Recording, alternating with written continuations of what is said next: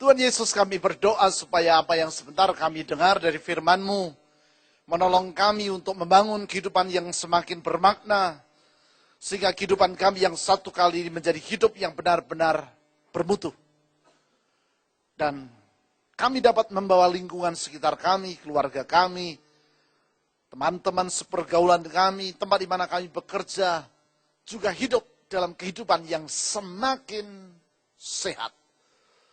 Sehingga dengan demikian kami membangun masa depan dunia yang lebih indah lagi. Dan nama-Mu dipermuliakan melalui hidup kami. Berfirmanlah, kami siap untuk mendengarnya. Di dalam nama Tuhan Yesus, semua kita berkata, amin.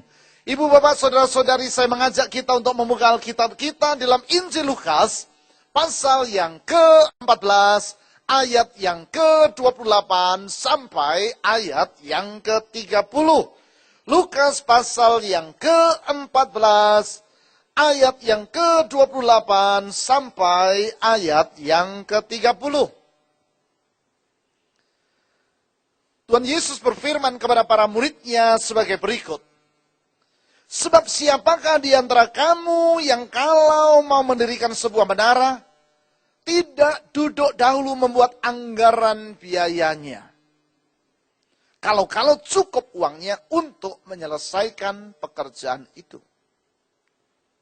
Supaya jikalau ia sudah meletakkan dasarnya dan tidak dapat menyelesaikannya, jangan-jangan semua orang yang melihatnya mengejek dia sambil berkata, orang itu mulai mendirikan, tetapi ia tidak sanggup menyelesaikannya. Kalau kita berbicara tentang kehidupan yang bermutu dan mengukur kehidupan yang bermutu itu, salah satu caranya adalah dengan melihat bagaimana yang bersangkutan menggunakan waktu yang dia miliki.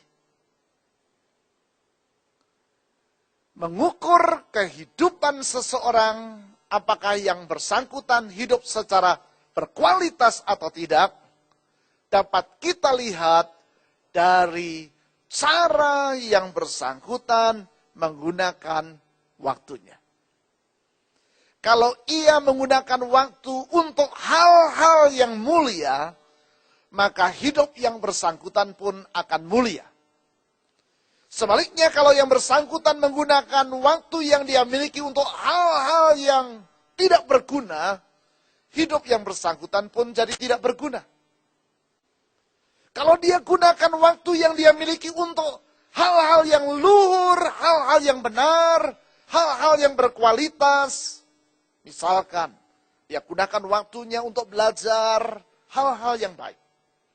Dia gunakan waktunya untuk bekerja dengan keras, rajin, dan bertanggung jawab. Dia gunakan waktunya untuk berolahraga dengan sehat. Dia menggunakan waktu untuk membangun pergaulan yang semakin serasi dan bermanfaat. Tentu saudara-saudari, hidup yang bersangkutan akan jadi semakin berkualitas.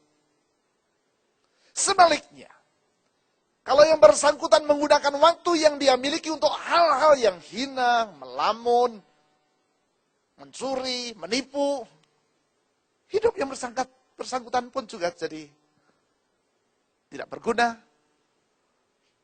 rendah, dan tidak mulia.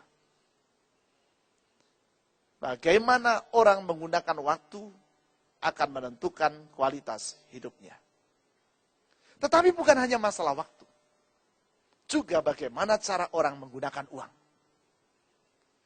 Kalau seseorang menggunakan uangnya secara sehat, hidup yang bersangkutan juga akan sehat. Bukan tubuhnya saja, tapi hidupnya itu akan jadi sehat.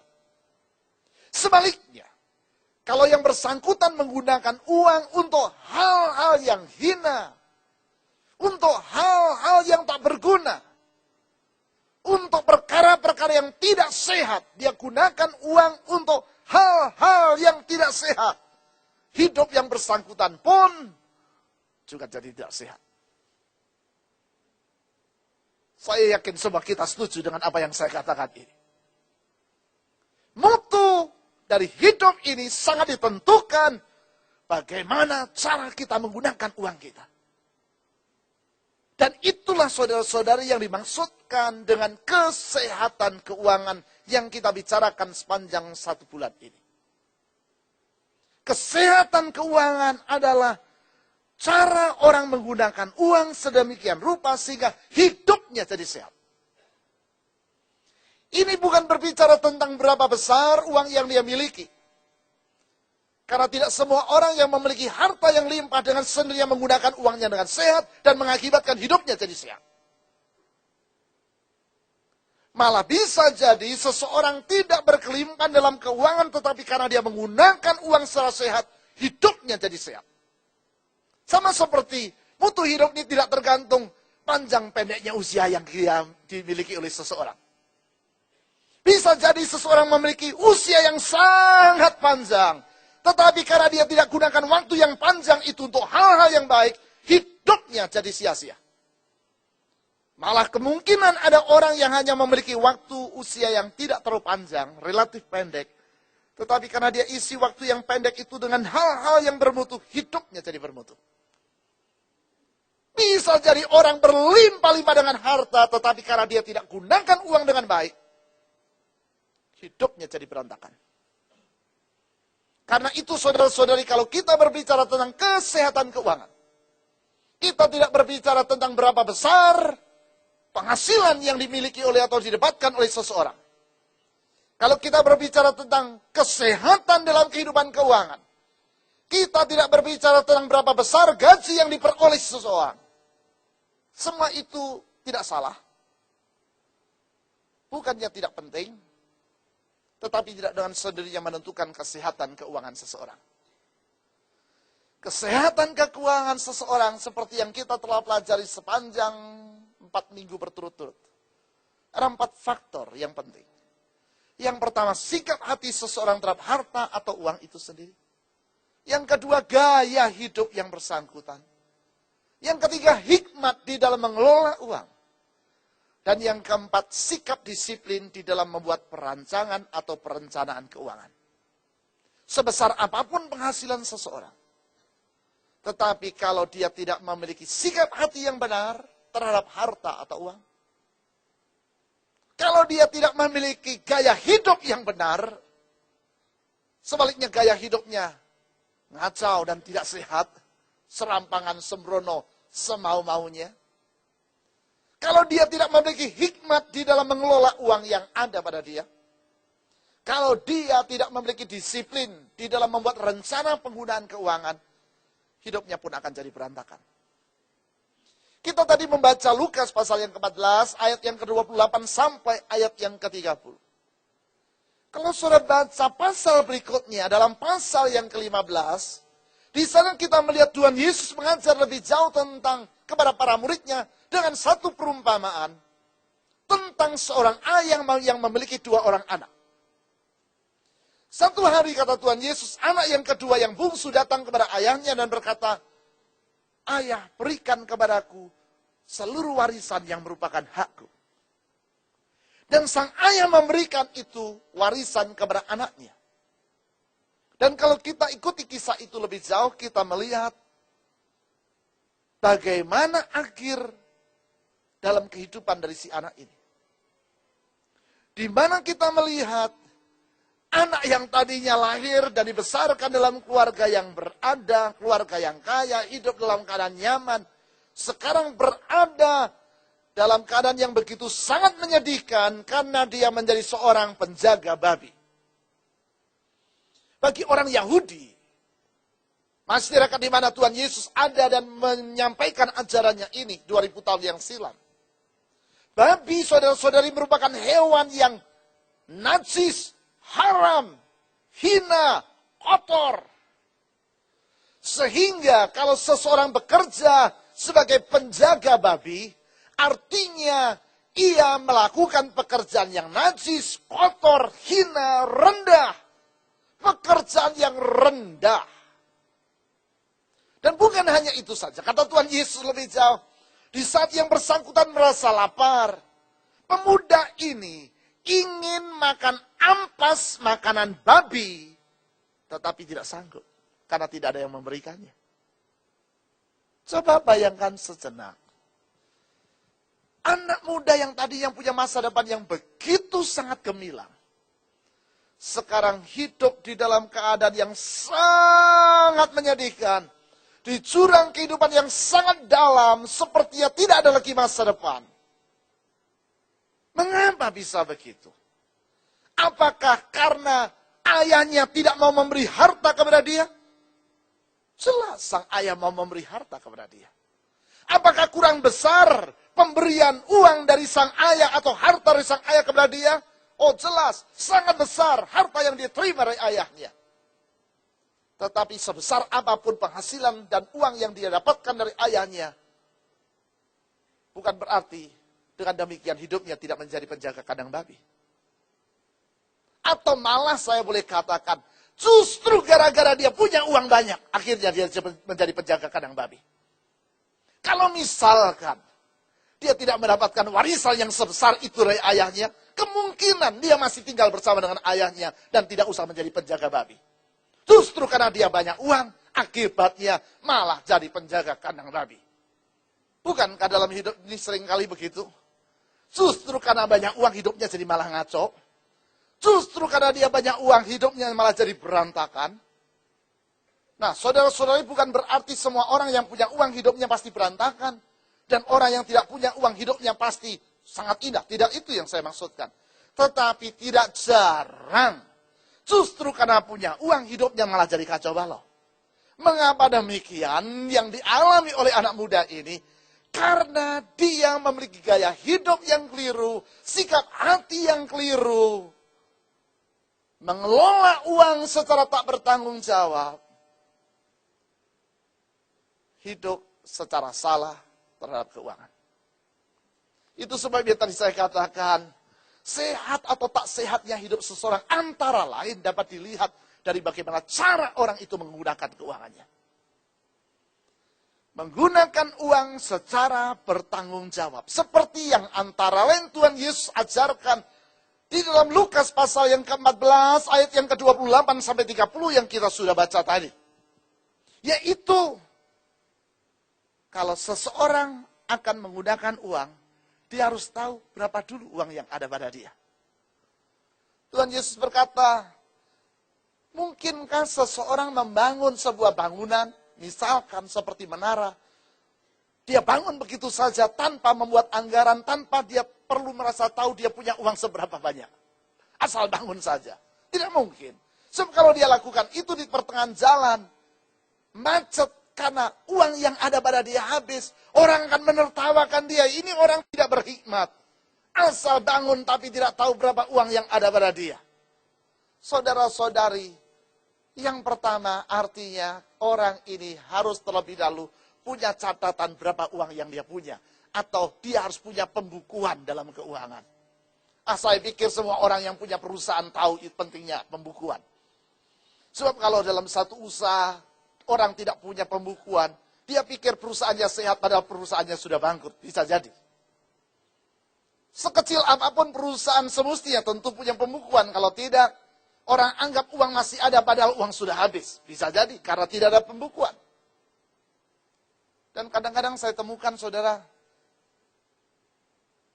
kalau gereja berjalan, tidak jarang itu karena bukti bahwa Tuhan itu punya anugerah dan mujizat besar. Karena tidak banyak atau banyak gereja yang tidak bikin pembukuan. Yang penting masuk kolektor berapa dipakai semuanya saja. Tidak bikin pembukuan. Nah kalau perusahaan dibikin model begitu udah bangkrut dari dulu-dulu. Jadi kalau ada gereja sampai hari ini walaupun tidak pakai pembukuan masih juga tidak bangkrut. Itu tanda Tuhan itu mujizatnya luar biasa saudara. Tetapi maksud saya bukan begitu. Maksud saya bukan berarti kalau begitu kita tidak usah buat pembukuan. Termasuk dalam keluarga tidak usah tahu berapa uang yang ada pada kita. Tidak. Semestinya entah itu perusahaan, entah itu lembaga pelayanan, entah dalam hidup rumah tangga. Ada catatan pembukuan yang baik. Sesederhana apapun bentuknya harus ada. Lebih jauh. Buat perencanaan, kata Tuhan Yesus. Ada anggaran, duduk dulu buat anggarannya. Membuat perkiraan berapa besar pengeluaran yang akan ada di depan. Kita mengerti saudara-saudari dalam hidup rumah tangga pada umumnya pengeluaran dapat digolongkan menjadi 3 pengeluaran. Yang pertama pengeluaran yang rutin, yang kedua pengeluaran yang terduga, yang ketiga pengeluaran yang tidak terduga. Pengeluaran yang rutin, bayar listrik, iuran satpam, biaya sekolah anak, itu semua sudah rutin karena tiap bulan kurang lebih pasti kita akan keluarkan. Biaya langganan koran, rutin, hal-hal yang rutin, yang memang sudah begitu. Yang kedua, pengeluaran yang terduga. Tidak rutin, tetapi terduga. Sebelum awal tahun ajaran baru datang, kita pastinya sudah menduga bahwa nanti kalau tahun ajaran baru tiba, bulan Agustus, bulan Juli, anak kita akan memerlukan buku yang baru, baju seragam yang baru, sehingga jauh-jauh hari kita sudah bisa prediksi bahwa itu akan terjadi. Tetapi ada pengeluaran yang ketiga, pengeluaran yang tidak terduga. Mendadak salah satu anggota keluarga sakit. Mobil mogok. Tidak terduga. Dan tentu kita tidak mengharapkan itu juga rutin. Saya mengharapkan rutin anak saya sakit seminggu sekali. Nggak ada. Saya sudah menduga nanti 3 bulan lagi mobil saya pasti akan keserempet beca. Tidak mungkin kita membuat dugaan seperti itu.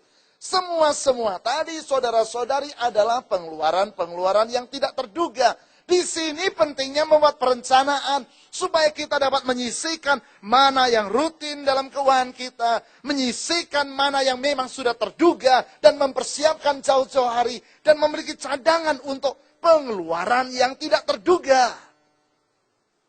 Sangat sederhana tetapi sangat diperlukan dan kebanyakan orang tidak mau membuat perencanaan.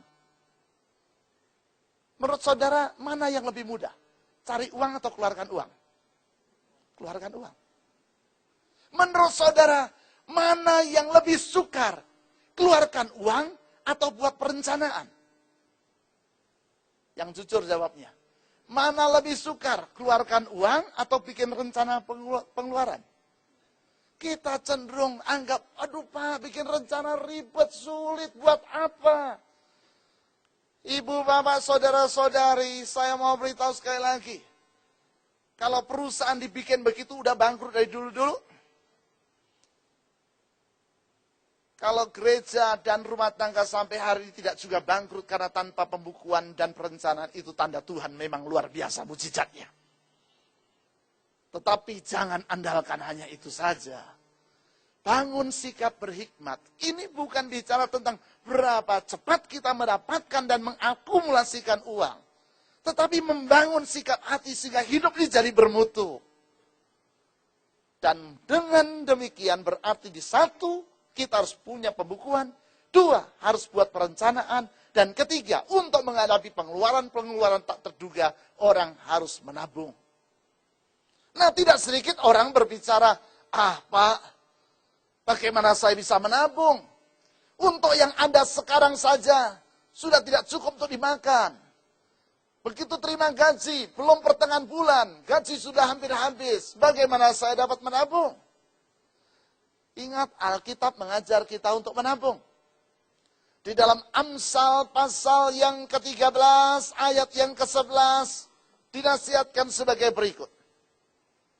Amsal pasal yang ke-13 ayat yang ke-11.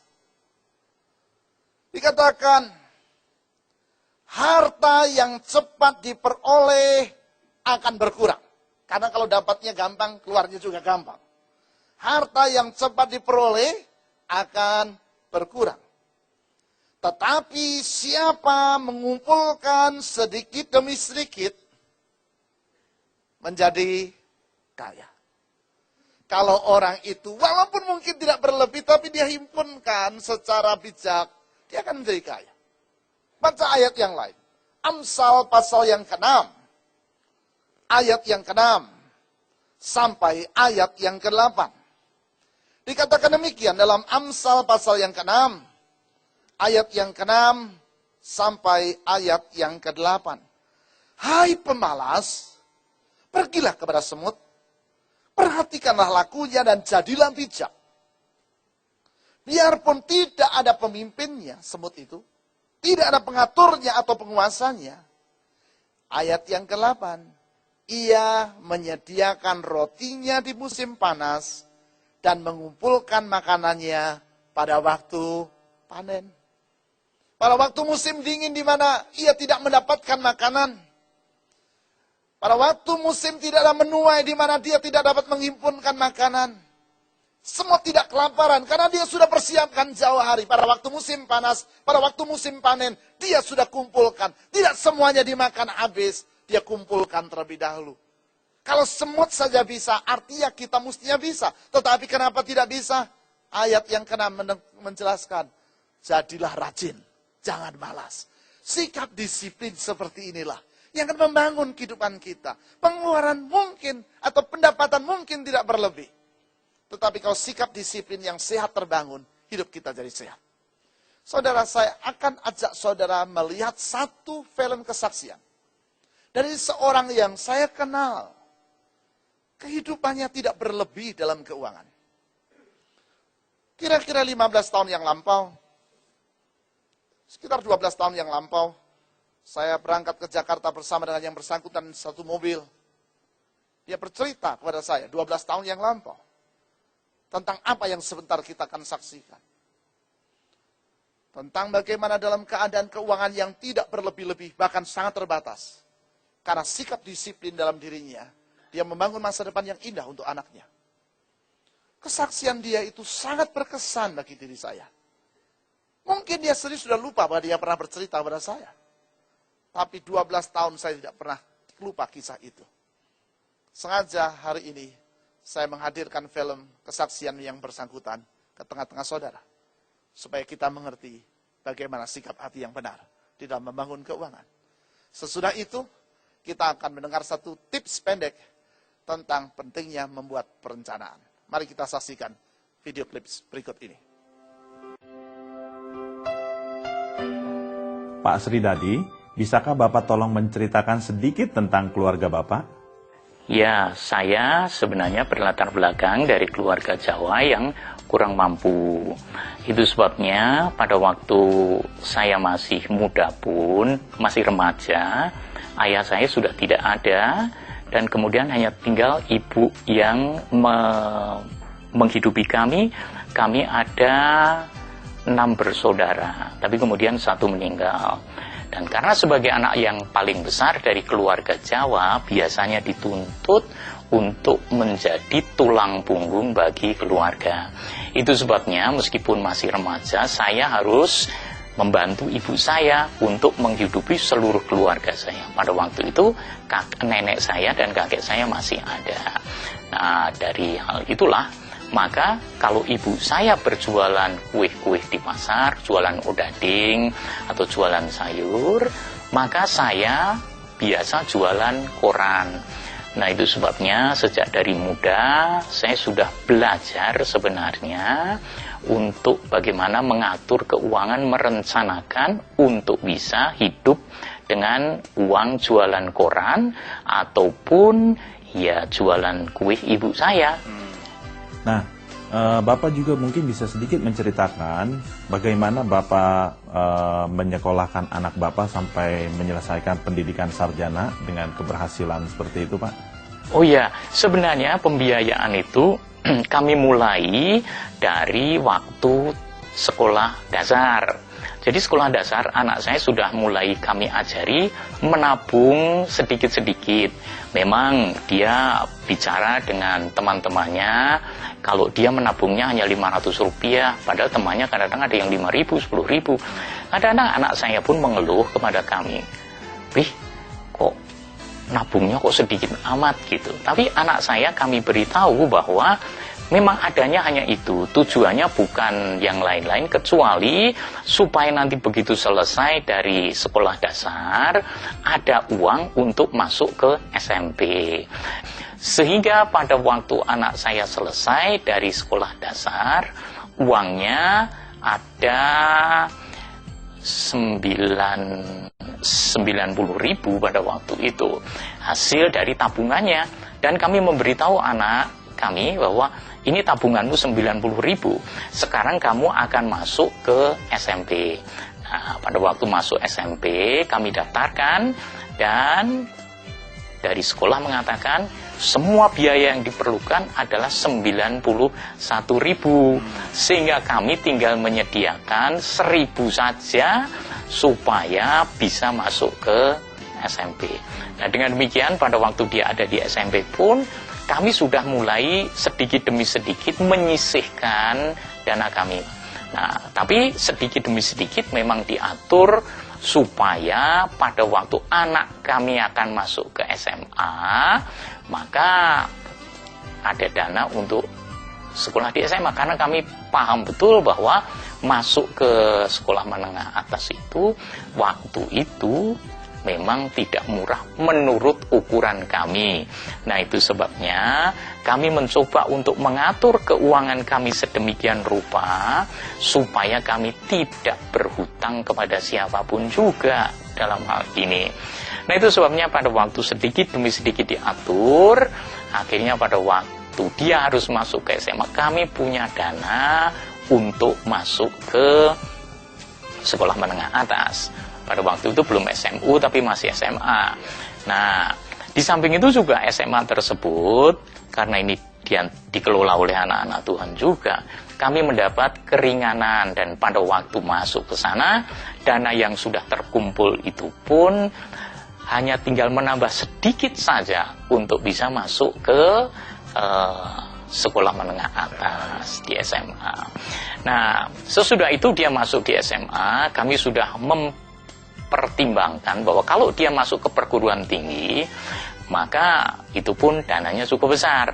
Nah, itu sebabnya dari awal kami sudah mulai sedikit-sedikit menyisihkan dana yang ada, karena memang tidak bisa menyisihkan banyak. Sedikit demi sedikit supaya anak kami bisa masuk ke perguruan tinggi. Nah, pada waktu itu masuk perguruan tinggi pun bukan perkara yang murah bagi kami, apalagi ini perguruan yang cukup lumayan besar dananya. Nah, itu sebabnya kami mencoba untuk menyisihkannya dan kemudian menabungnya. Begitu selesai pada waktunya, memang itu ajaib perjalanan yang Tuhan berikan kepada kami. Memang penuh dengan perjuangan, tapi puji Tuhan, karena begitu hampir masuk ke perguruan tinggi, dana yang perlu masuk ke perguruan tinggi sudah tersiapkan. Sekali lagi tinggal beberapa saja, sehingga pada waktu dia mendaftar ke perguruan tinggi ditanya, uangnya sudah ada belum? Kalau ada langsung bisa masuk, katanya begitu. Nah, itu sebabnya uangnya sudah ada, silakan saja, karena tinggal menambah sedikit saja. Jadi langsung dia masuk sampai selesai di perguruan tinggi. Anak kami sudah belajar juga untuk menyisihkan dananya untuk itu, sehingga sampai selesai kami tidak kekurangan sesuatu pun. Lalu Pak, kira-kira apa menurut Bapak tantangan yang paling terbesar di dalam membuat perencanaan keuangan yang seperti Bapak telah jalani ini, Pak? Tantangan yang terbesar adalah godaan-godaan yang ada, misalnya godaan iklan. Tetapi kami belajar untuk disiplin, memfokuskan pada hal yang paling penting, karena memang dananya tidak ada.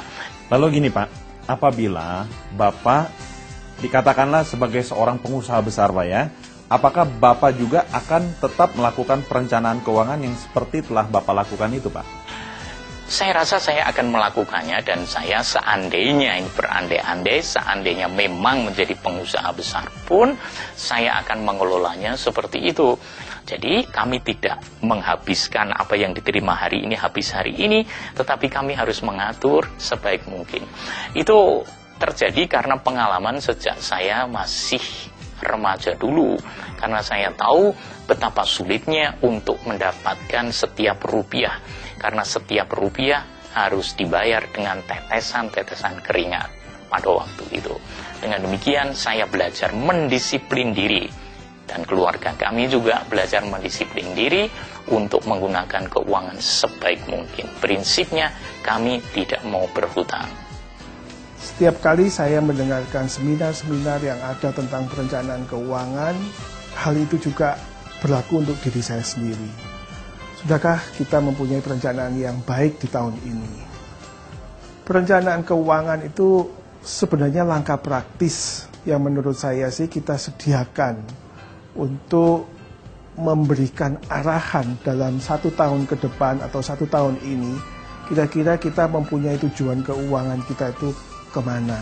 Karena kalau kita tidak pernah merencanakan keuangan dan kita tidak pernah disiplin atau sadar atau mengetahui tujuan daripada keuangan kita, biasanya setiap tahun itu akan lewat begitu aja dan tahu-tahu kita tidak pernah mencapai apa yang kita tuju, apa yang kita ingin sampaikan, apa yang ingin kita dapatkan di tujuan keuangan kita. Idealnya, kalau kita akan melakukan perencanaan keuangan, itu adalah dilakukan antara suami dan istri. Yang kemudian berikutnya adalah kita tahu dulu, kita mau belajar kira-kira prinsip-prinsip uang itu bekerja bagaimana. Yang ketiga menurut saya sih adalah datanglah Bapak Ibu ke seminar-seminar keuangan supaya Bapak Ibu diperkaya juga oleh informasi-informasi yang saat ini menurut saya sih banyak bank yang akan memberikan informasi itu. Ternyata untuk membangun keuangan yang sehat sehingga memiliki hidup yang sehat tidak harus punya uang yang berlimpah-limpah terlebih dahulu. Dan keterbatasan yang ada dalam penghasilan. Tapi kalau kita punya sikap disiplin, bijak, gaya hidup yang sehat, sikap hati yang benar terhadap harta, kita akan membangun masa depan yang indah. Saya yakin semua kita ingin memiliki sikap hidup dan masa depan yang indah. Saudara, pengeluaran bukan hanya dirancangkan, tapi sumber-sumber pengeluaran juga perlu dirancang. Maksud saya, kalau penghasilan tidak berlebih-lebih, jangan punya anak banyak-banyak. Penghasilan tidak berlebih, anak 7, 8. Sumber pengeluarannya jadi gede. Berhikmat, bangun masa depan yang indah. Ya kalau di masyarakat pedesaan banyak anak banyak rezeki. Karena kalau anaknya banyak bisa bekerja di ladang untuk membantu orang tua. Kita bukan masyarakat pedesaan seperti itu. Apalagi pada zaman sekarang.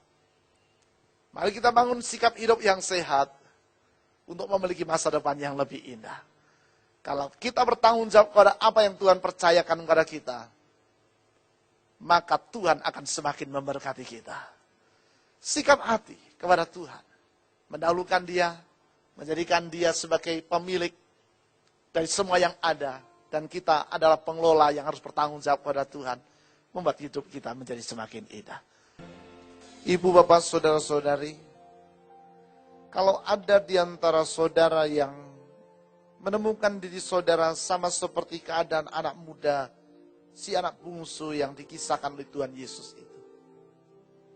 Saudara menemukan diri saudara terperosok di dalam jurang persoalan yang sangat dalam.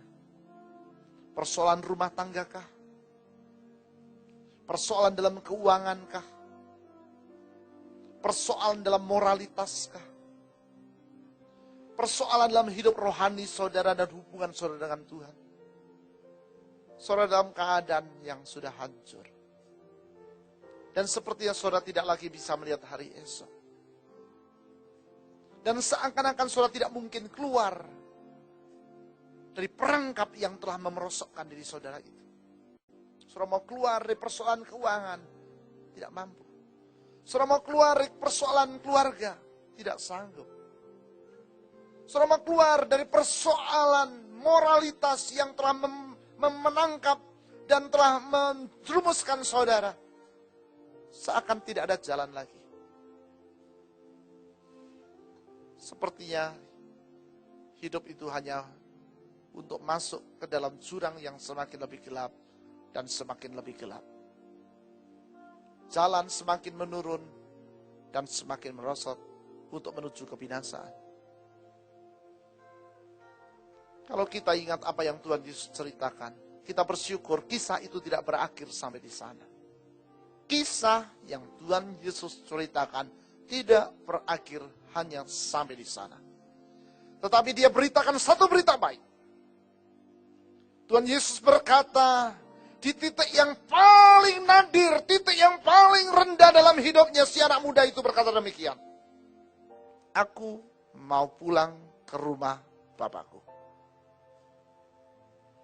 Aku mau pulang ke rumah Bapakku. Dan aku akan berkata, ya Bapa, aku telah berdosa kepadamu dan kepada surga, kepada Tuhan. Aku tidak layak dengan hidup ini. Dan Bapa yang penuh dengan kasih itu dengan tangan yang terbuka, berlari memeluk anaknya dan memulihkan anak itu. Hari itu, satu keputusan yang sederhana, membuka lembaran yang baru bagi hidup anak itu. Aku mau pulang ke rumah Bapakku. Hari ini saudara, kalau itu keadaan dirimu, ambil keputusan yang sama. Aku mau pulang kepada Tuhan. Aku mau kembali kepada Tuhan. Dalam penyesalan, dalam pertobatan, mengaku aku berdosa. Dan aku mau balik kepada Tuhan. Dan biar kasih Yesus dan anugerahnya yang tak terbatas itu memulihkan kehidupan kita. Sehingga ada lembaran yang baru dalam hidup ini. Tak usah tunda. Ambil keputusan itu hari ini. Katakan, Tuhan, aku mau kembali kepadamu. Karena kita tahu hanya dekat pada Dia. Disitulah arti hidup ini. Dan disitulah bahagia yang sejati. Di dalam nama Tuhan Yesus. Dengan sukacita dalam syukur kepada Tuhan, kita semua berkata, Amin.